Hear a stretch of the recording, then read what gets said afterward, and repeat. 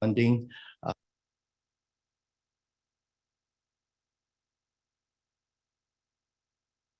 Or update our arrears. Expenditures are up 15.7%, mostly due to construction activity, but we are seeing plenty of repairs on the facility side of the house. So any questions regarding monthlies? Okay, thank you. Thank you. Thank you. All right, moving on to Day on the Hill. Do you want to start on that? Sure. We, Whitney, Chad, Bridget, and I had a chance to take part in the Day on the Hill this week, and I think that I'll turn it over to the three of you, and you can kind of give your highlights, and then I can wrap things up. Go ahead. Okay. Well, I don't have anything official prepared, but I did bring the folder from the day. So we spent the morning with the Iowa Association of School Boards. They held a whole morning of workshops and information about legislation that's in the works or was in the works, the status of the different bills, the review of different bills that have been approved, including the ESA and the ESA or the savings account legislation and the 3% SSA increase for the year. But there are still plenty of bills out there that are still being debated and amended. But we focused more on the work going forward with the IASB legislative priorities. Really, our focus in talking to legislators that day was to make the case for expanding preschool and the weighting for that from half to full. Potentially, there is not current legislation, but there is a potential that legislation will be introduced to expand the preschool services. So students from families who cannot get their children in for a half day will have the access to preschool full day, so they can balance that with their work. And a lot of those students are the ones who need that extra support. So just increasing that preschool opportunity to more children to increase the academic achievement and literacy down the road.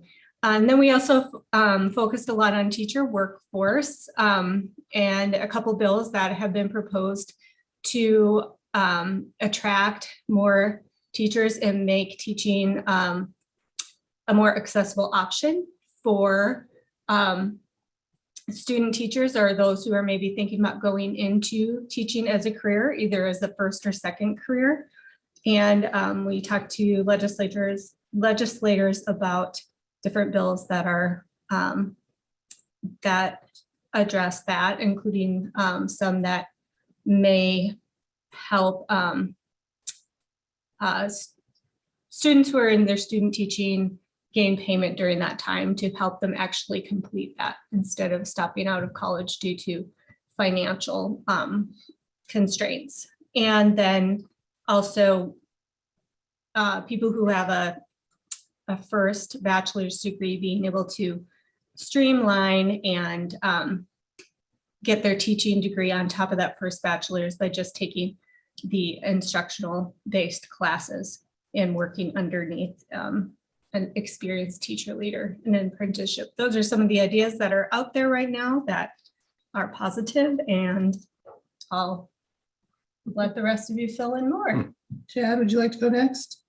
Sure. I mean, I think that was a pretty good summary. I'd say ISB always does a really good job of putting on the event, giving you both the logistics, how things work at the Capitol, and how to try to get the attention of, a representative or senator, and also what the current status is of the budget, the state's budget, and kind of, how that plays into our school funding, and then also what bills have been passed already, what things are in play, and even some things like the preschool where there wasn't maybe a specific bill out there, but it's something that is really important. I think we all agree, like more kids we can get into preschool, the better they're going to start when they get to kindergarten. So, how can we kind of push the boulder up the hill? And that might be a multi-year effort to get that, but the more weighting we can get, if we can get that from 0.5 to 1, that could have a really positive impact, and we can get a lot more kids into preschool. So yeah, I think that was good. And then up at the Capitol, we got to talk to some of our representatives and hit all of them. They're in and out of session and meetings and everything else. So it's kind of like whoever you can get a hold of to talk to, that's what you do. So. Yep. So I was able to take part in a portion of the workshops, and then I had to go back to work. So I made sure I went up to the Capitol to see some legislators before I went back to work. And so I had made some appointments ahead of time with legislators. And whenever I went up there, I was just able to go in and see them. But the great thing that the IASB did is they were able to give the call sheets. And those are like the little sheets that you write the note on and who you want to see, and you give it to the doorman of either the House or the Senate. And that person will go in and get your legislator for you. So instead of waiting outside and trying to grab somebody as they come past, unfortunately, whenever I went up there, everybody was in committee. So the great thing is that as they were coming out, I was able to grab them as they came out. And the legislators that I spoke to are very much on board with the preschool program. So I talked to Brad Zahn, he's definitely behind that. Skylar Wheeler's behind that, and he's on the education committee. So that's very good. Definitely they are concerned about student mental health, and they're also concerned about school safety. So those were their 3 hot topics. So it is very good to know that the IASB and the legislature is working together to try and further for the benefit of our students. All right, moving on to, oh, wait, go right I ahead. can't let this slip by that it was you and I day at the Capitol. So we were gloriously surrounded in purple everywhere we went. So I have to say that. Yes, of course. Is that it? Yeah, I think that they did a great job of I did write some emails thanking representatives that voted against the voucher bill. And I thank those also that tried to get us more funding than the 3%. So I showed the other side some appreciation for those that listen to public schools. So I just want you guys to know that. Moving on to the construction project updates.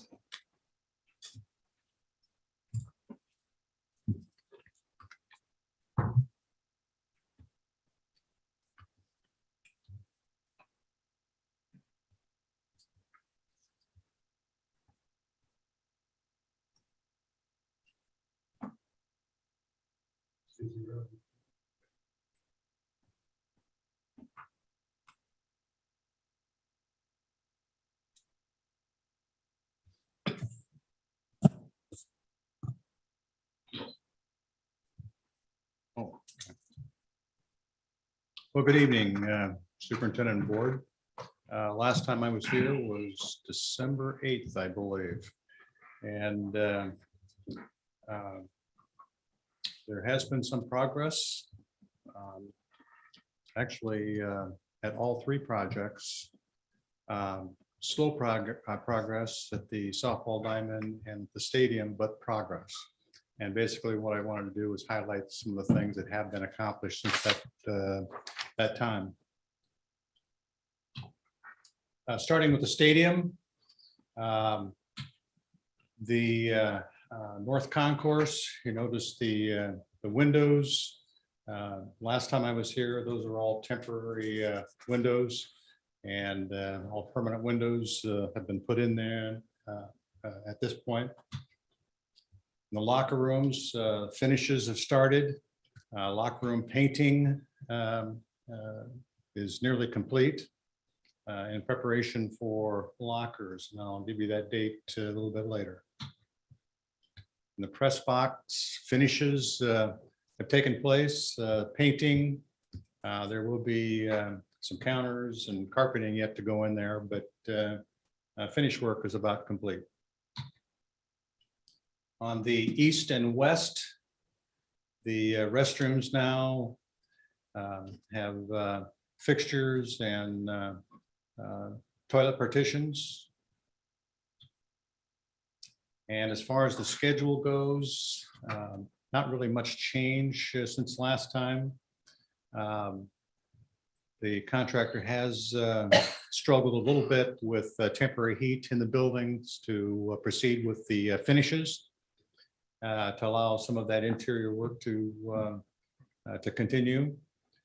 The to date, 92% of the work is complete or materials are stored on that particular project. And as I mentioned the last time, track and turf, when weather allows us, will be completed. Couple other things, security cameras have been installed, and there's been quite advancement in electrical work, in electrical infrastructure work. The lockers next week should start in the locker rooms. Grease interceptor is almost completed. That was done during some cold weather days. And plumbing fixtures in the north building. As I said, some painting and door and hardware install should be starting later this month. We're really pushing, there's a lot of exterior concrete still needs to be done. And the contractor's been put on notice that if the weather allows us and the frost leaves us, we will start back with concrete in March. So any questions about the stadium? They're not taking a spring break, I hope. No. Just confirming. Good question. Okay, if nothing else, moving on to the softball field.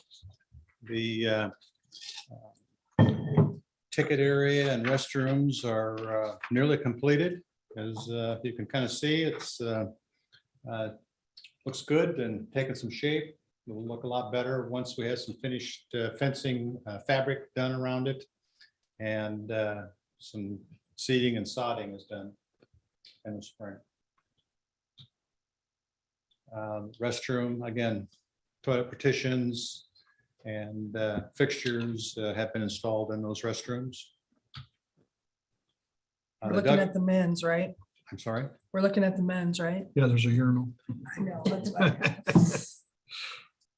Is there more stalls in the ladies' restroom? I'll get you a picture of the ladies next time. Okay, or just email it to us. Okay. The dugouts, as you can see, the seating has been installed.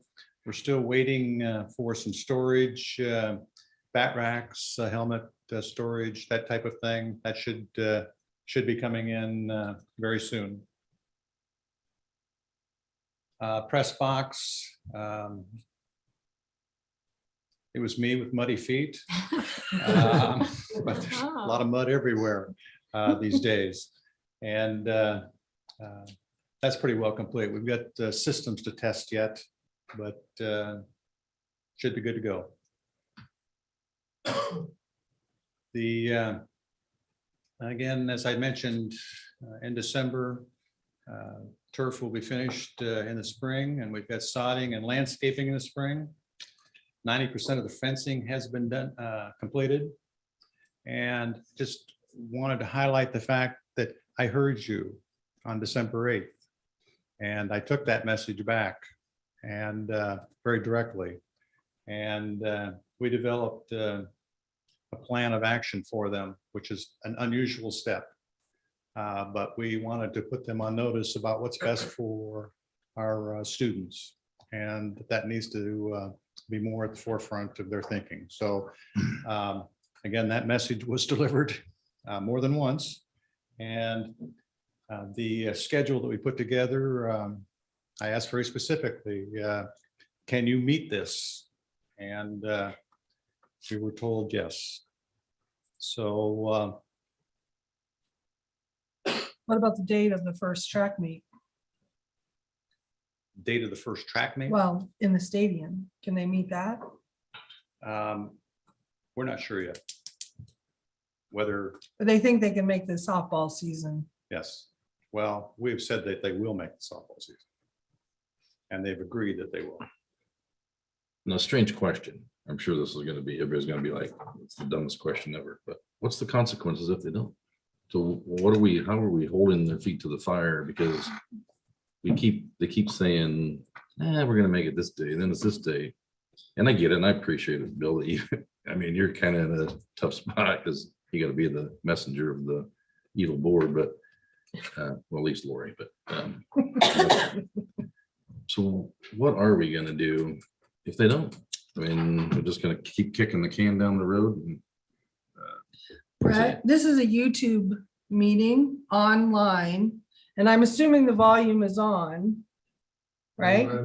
Yeah, so if they watch the meeting, they know we're very, very, very unhappy.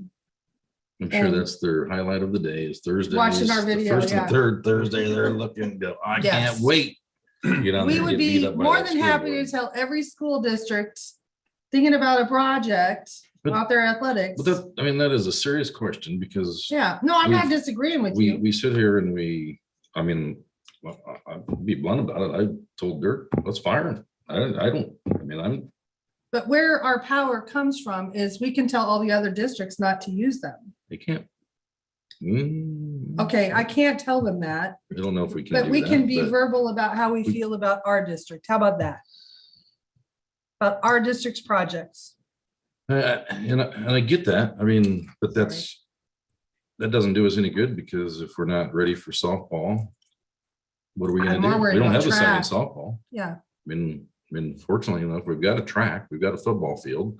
I would hope the football field's gonna be done by the time 2026 rolls around. I mean, but I don't know. I mean, it's just frustrating for the students, the taxpayers. I mean, I think we'll get it completed and like I appreciated Bill's slide in there that, I mean, it will be a good project when the completion will be good. I mean, they're making sure that it's good, but it's like, we can't just, at some point, we've got to say, look, you're done. I mean, what are we out? We're not out anything if we fire these people. Well, we're out. Time, but I mean, yes, but we but we delay get our rid of these project. clowns. We delay our and- project more. I mean, they've got their hands full. They can't manage what they've got. And that's the frustrating part. And it's like, there's something we should have, probably been hitting the legislature on is, what are we gonna do about this, low bid stuff? Because that plays a big factor of what we're sitting in today is because we had to take low bid. And I know you guys have heard this before from me, but it's something that's because it is. I think it's more than a legitimate point. And it's something that we've had discussions about. It's also something I would rather not talk about in an open meeting here. It would be a closed session where we would talk about strategies and things like that. I don't know if you have anything to add with that or not. I'll just say, we all know that as far as what the rules are now, the laws are now, we need to be compliant with those are. As far as lowest bid, lowest responsible bidder. There's legislation now that allows us to kind of push that to a different model called a CM or construction manager at risk model, where this construction manager then can just vet out people or groups or contractors that may not meet those standards.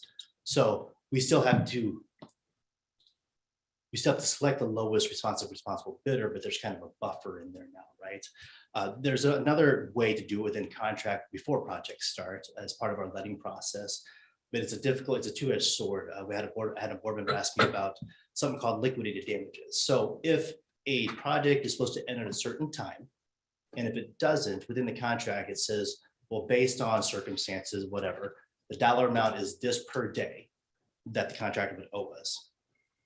The challenge with that is when the bids come in, they're going to put some sort of factor in there that says, right, we are going to anticipate something that might happen. So we're going to build in something within our bids that's going to inflate the price of those bids.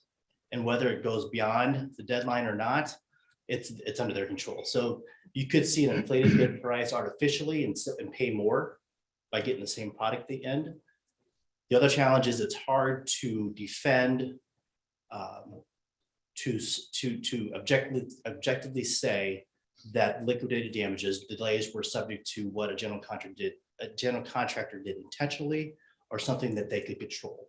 So that brings in things like weather, tornado, all those sorts of things. So yes, I'll reiterate, we are frustrated with the projects that are going on now, but they're close to the end. They're going to be beautiful projects, as Bill has mentioned, and we just want to push and get these things done and complete. Oh, yeah, and I'm just venting. Yeah. I know we're not, it puts the district in a, because like I said, I mean, this whole thing is just the students, last year's football team wanted to use it, you know, the track people want to use it. Softball wants to use their field, and Absolutely. you know, I mean, that just, yeah. But I mean, I get it, life's not fair, and we have, but this is, what was it supposed to be done in September? We're supposed to have a game in October. September 15th, 2022. Yeah. So for future projects, to avoid this situation, we could go with the construction manager at risk model. Are those the qualifications or the criteria predetermined, or is that something that's like prescribed by the law that the construction manager would have to look at to you know, kind of rate different contractors on? So as I understand the model, construction manager has a little bit more leniency as to qualifying a particular subcontractor or general contractor within those projects. So it creates that buffer between us saying a general contractor may or may not be responsible, low bidder. It creates that buffer for us. Now, Okay. CM at risk might be a little bit more costly in the front end because there's that management cost, right? But back in when it comes to completion of work, the delays, increased builders risk policies, all those pieces, that certainly is something we will look at for larger projects in the future. And did they have a clause in there? So like when we first got into business with this group, they had a lawsuit with another jurisdiction, another city. Would that disqualify them for somebody going into that? I mean, that doesn't help us now, but. Yeah, the answer is I don't know. Okay. But that is certainly something that might be in those things that we discuss, not maybe about a particular general contractor, but more about in general, what we can do, can't do in the future. Yeah, and obviously we've got to move on with the projects. I mean, we're coming out of winter, and I am concerned about March concrete. You know, I mean, what's your opinion on that, Bill? I mean, as far as, I mean, probably not the best time, but if you can get all the frost out, I mean. Yeah, it's all weather dependent. If they can get, if the frost is gone, dry the ground, and get concrete in March, that's possible. Do I think that the 1st of March, they're going to be laying concrete? No, I don't. But I can't predict the weather either, so. Yeah. All right, well, I'm off my soapbox for today. So. Thank you. No, that's an excellent point, and completely understand the frustration. I've got a principal over here that's been a little frustrated through this process also. Can't imagine why. Moving on to a project that's moving along very well. This project has been, the vertical aspects of this project have been going on at a very rapid pace. That's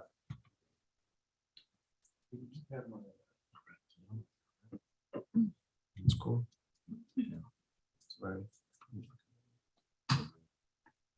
Just to give you some ideas, well, first of all, why don't I show you? This is what I showed you in December. You notice there's a lot of footings in. And what I'm going to show you, I don't have a February aerial photo that I can share, which would be a better comparison. But just to give you an idea, the exterior walls to the locker room, the gym, the multi-purpose area, there's the mechanical room over here and the kitchen over here. All those vertical walls are up. They've started the vertical walls on the admin area, and I'll show you those. But basically what you're going to see are these walls have been put in here.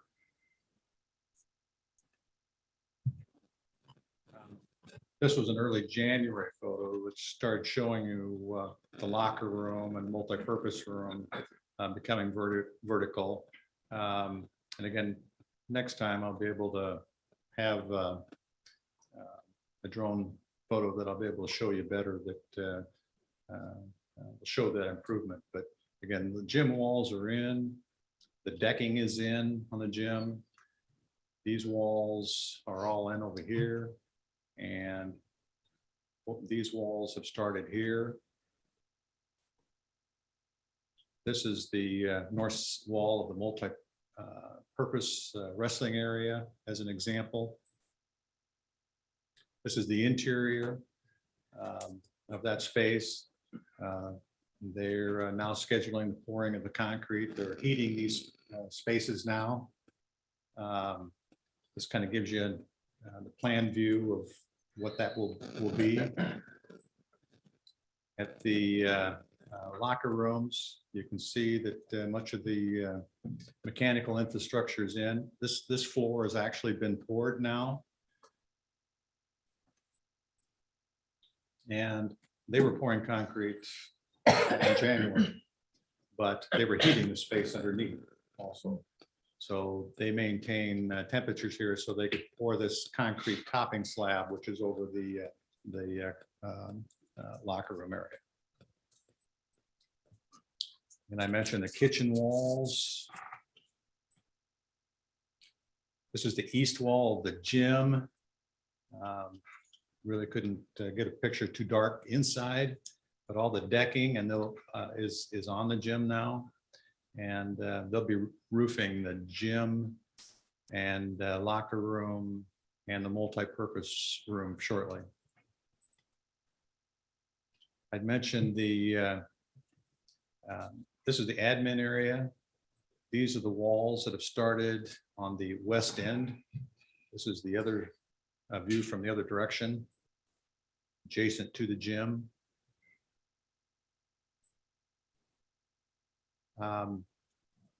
Upcoming work, concrete flooring, as I mentioned, roofing, as I mentioned, and they'll be concentrating on the administration area walls. And at the end of January, they're at 34% work completed and project and materials stored to date. And I'm not seeing any issues impacting the summer 2024 completion. No, you just jinxed yourself. I will. Thank you. Does anybody have any questions? Thanks for the nice report. Yes. Thank you. Okay, great. Thank you. We're very much anticipating Mr. McCom now with the fiscal year 2024 budget discussion. I'm sorry, I won't be waiting around for that. Yeah, it should be a good one.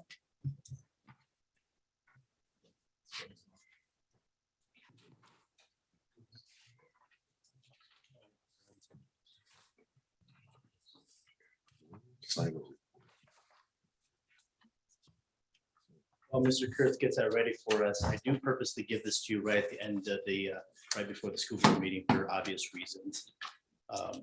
One, just today, part of something that's, I think, to the governor's desk is because of the property tax error, the rollback error, they moved the certification date to April 30th rather than April 15th. April 30th, I believe, falls on a Sunday, so it's actually May 1st. But we're staying with our April 13th date in order to certify the budget. That doesn't affect the amount of money or anything. No. It's just the date to push back. it's a carrot for their mistake, I think. It gives Kevin more time, kind of. I just think. So this is for the 23-24 school year. Again, April 30th now rather than April 15th, actually is May 1st. The goal of the budget certification process is to establish a property tax rate, a school tax rate for property tax owners for the new school year. That's the ultimate goal for this. High level budget picture. The actual budget that we use as far as departments, school budgets, people, et cetera, is fluid throughout the year. And what we don't know, we don't know. So that's why it's fluid and dynamic. Just a sheet showing the funds that we have. The ones that are asterisked are part of our tax levy. Biggest budget drivers here is listed. We do know what supplemental state aid, also known as supplemental state assistance. It's one of the same. I guess I'm more old school now. SSA is it is cost per pupil, certified enrollment, etc. down the line. We know that SSA is 3% for next year. That includes our categoricals, and I just listed a few there. I know it's alphabet soup, but very simply, teacher salary supplement, professional development, early Iowa intervention, and teacher leadership compensation plan. Not addressed. Oh, the thing's not addressed. Transportation equity is addressed now. That's part of my, so that's another correction that was late. Getting through the funding formula equity. There is still some differences between a cost per student within school districts. Some school districts have a higher cost per student, which is equal to the state cost per student. Other districts have lower than that. That kind of built out throughout the years for that existence. In the past, 2 years ago, we had $10 extra per student. Last year, we had $5 extra per student. That hasn't been addressed this year. I don't know if we'll get that. I don't believe it will. I don't think we'll get any of that. They seem really generous with public education. You never know. The cost per pupil last year was $74.13. The 3% increase is $222 increase to $76.35 for the 2025 school year. Our increase for students was 187 students roughly. That's a 2.67% increase. That helps out with some of our estimated increases for expenditures next year. So this is on top of the 3% increase to SSA. Open enrollment flipped on us based on student certified enrollment. I believe last year we were net positive, just about 7 students. This year we were net negative, just over 58 student FTEs. You can see the increases and decreases. There's preschool down 5.5 FTEs. Other budget drivers, both classified and certified, we have wage openers this year. We don't know what our medical and dental increase, medical health, dental vision increases are yet. We do have a meeting next week to see what our pharmacy claims have come through, so that will feed into our estimation process. So we'll have better numbers after next week. IPERS hasn't changed their contribution rate for a few years, so that's nice. That helps both employee and employer out. Big picture wise, for us, budget authority, as we talk about general fund only, budget authority based on enrollment and the cost per student, and the transportation equity of 240,000. It's new money of just under $3.3 million. Based on estimations and assumptions for salaries and benefits, other increasing costs and expenditures, we have budget available to the tune of about $380,000. So more budget authority than we actually have estimated for expenditure increases. It's been quite some time for us to see this. Normally it's a budget deficit that we see this. So this is great to see. As we talk about budget available, we also talk about the increased number of students that we have. Mr. Horton has the budget of staffing plan that he's addressed with the board already. So this isn't like available money. It's kind of earmarked money for the things we already know that we need to address next year. Good news, bottom line is that no budget reductions as a result of what we're seeing here today with the increase of SSA in our student increase. Can't say that for all school districts. We're fortunate because we have an increase in enrollment here at Southeast Polk.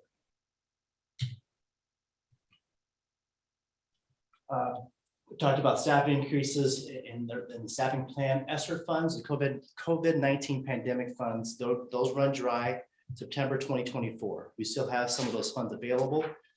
Of the $6.4 million we received throughout the process, throughout this time frame, we have roughly $1.9 million left. Some of that earmarked to learning loss, which is at 20% we had to use a minimum, and the rest of it, about $1.3 million to the regular types of things we do within those programs. We did see increases in solvency, unspent authority over the past couple of years because of us supplanting things we normally do and also adding to things like long-term subs and paying for those from ESSER funds. So that's helped us out. In no way, shape, or form do I want to return any of this money back to the federal government. So we will use this in some capacity and we'll push it all the way through to the last penny. Unspent ratios from June 30, 2022. These are unaudited. Remember, we are in the audit process now, but we have 20% of our unspent spending authority and it's 17.3% solvency ratio. The ISB recommendations you see in there, we are within those recommendations, just short of that 25%.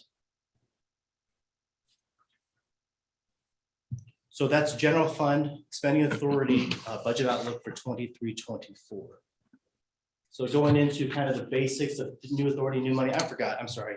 I put this at your place settings too. It's something that is put together in one of our organizations. It's a pictorial of use of funds for school district. Not all these apply to us, like we don't have a Pearl fund, but this is something created that it's for a person that isn't into this stuff every day. It's pretty good as far as explaining what funds can be used for in what manner.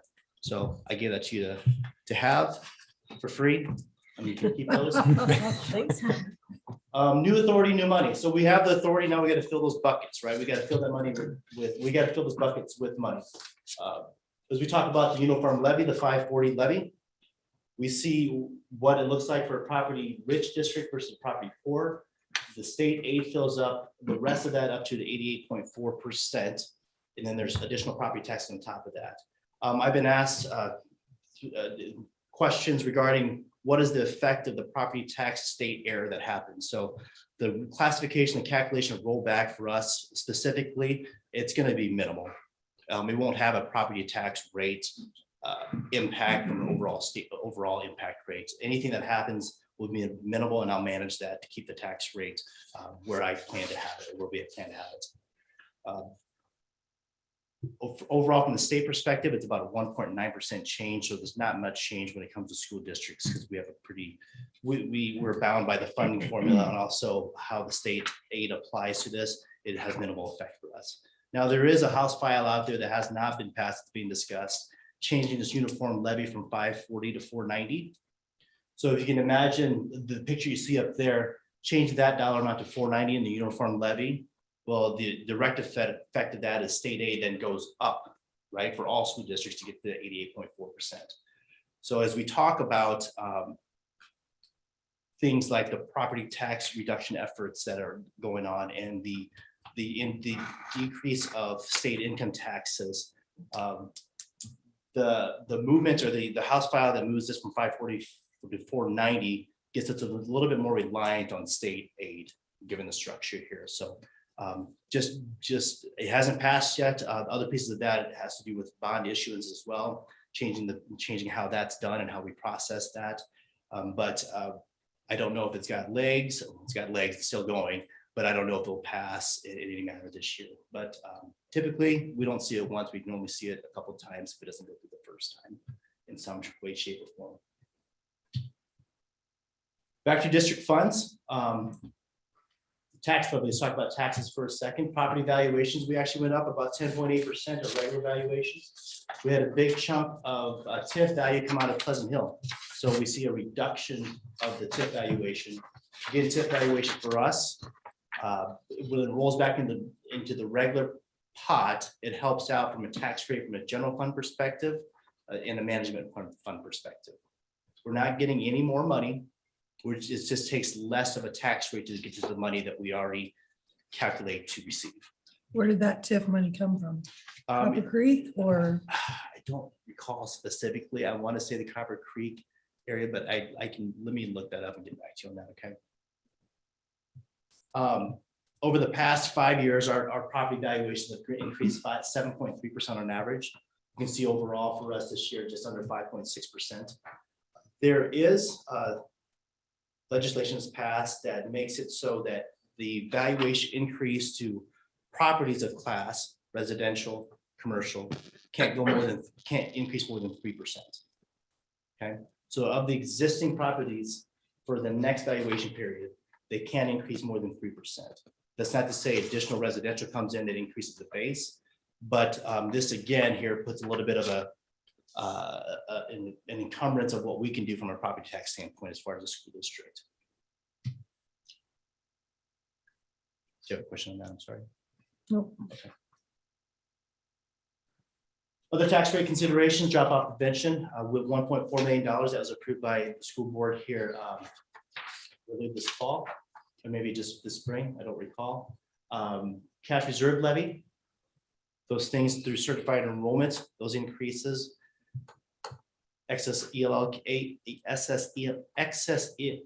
costs, and then the special education deficit. We have a cash reserve max. The next screen. So of the things that we can go, of the things we can cash reserve, we have available about $4.3 million. Because our fund is well funded in the general fund as far as an unexpended fund balance, our cash reserve limit was actually $2.5 million based on the threshold and allowance for us.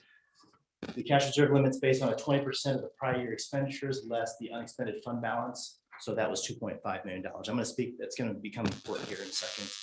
But we still get the spending authority for all that $4.29 million. We just don't get the cash back. We don't have an opportunity to get the cash back yet. Limits to cash reserve.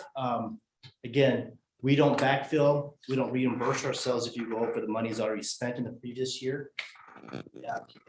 I want to talk about something called committed fund balance within our general fund. We can take board action to commit a portion of the general fund balance for things and to reclassify the fund balance from an unexpended fund balance to a committed fund balance to increase our ability to gain cash reserve.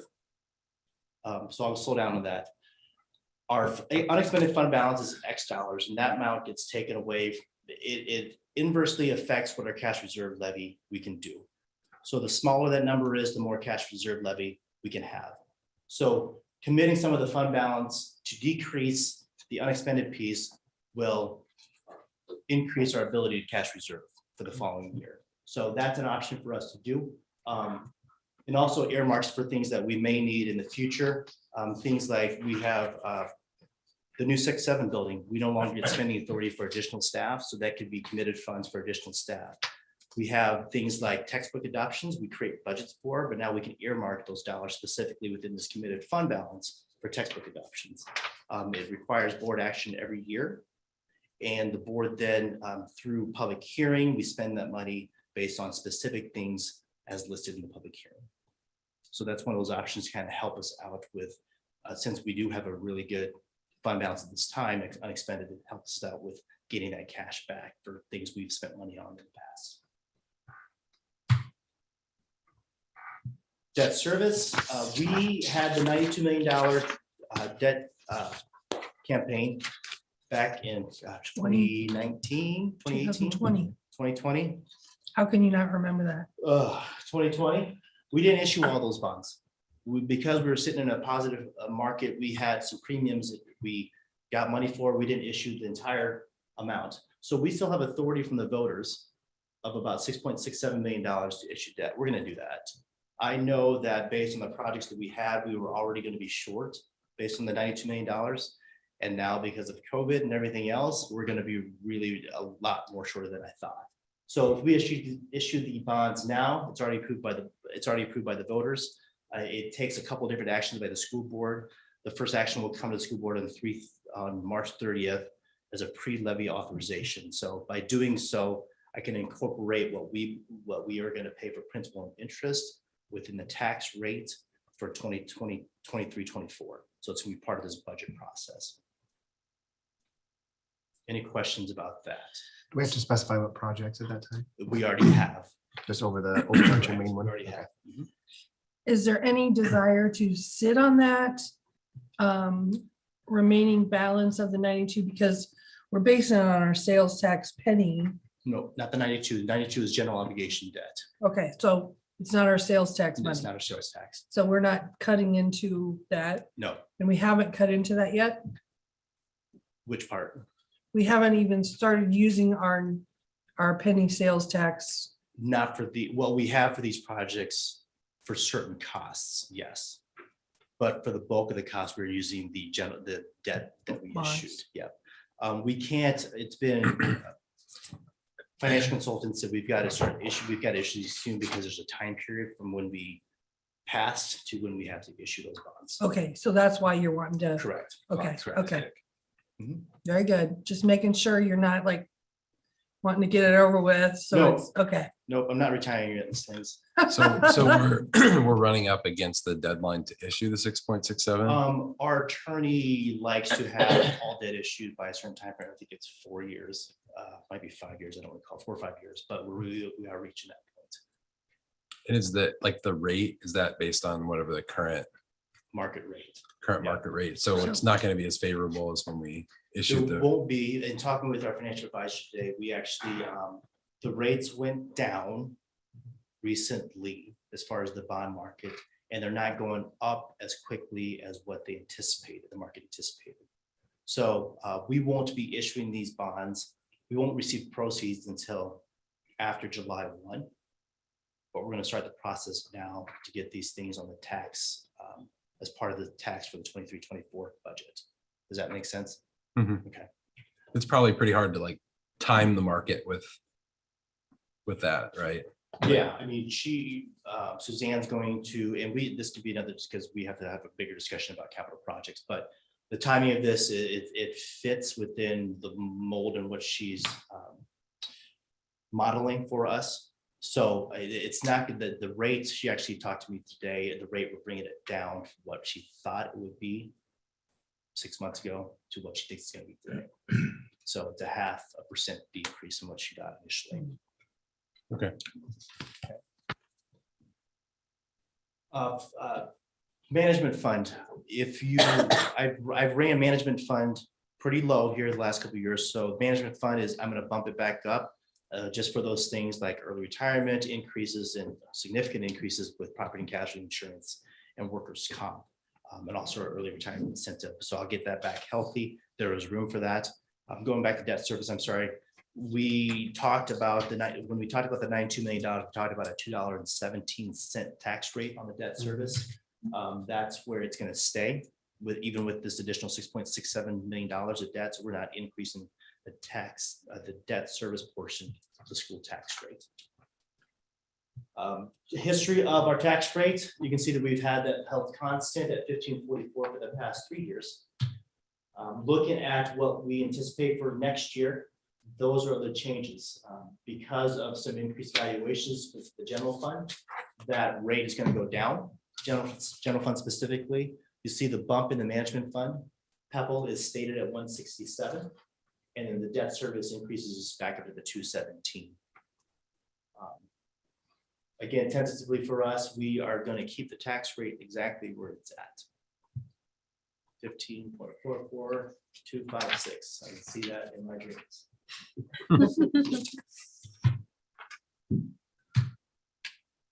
Just an illustration about property tax, you see schools tax throughout the metro area. You can kind of see that we are, back in 2013, 2014, we were the third highest in the state of Iowa at $21.66. So big drop from where we're at before.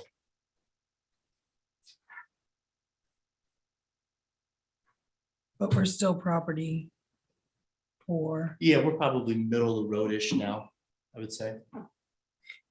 What else? I want to bring up the idea of a flexibility account. This is also in the general fund. This takes, those things are previously categorized as categorical funds. And I've just listed a few there that are allowed: preschool, professional development, homeschool assistance, leadership. you can repurpose those, or you can call those, you can say that it goes into this flexibility account, and then if we're not using it, it drops in this flexibility account, and then we can use for general fund purposes, any general fund purpose. So it helps us to offset any kind of costs that we have for the future.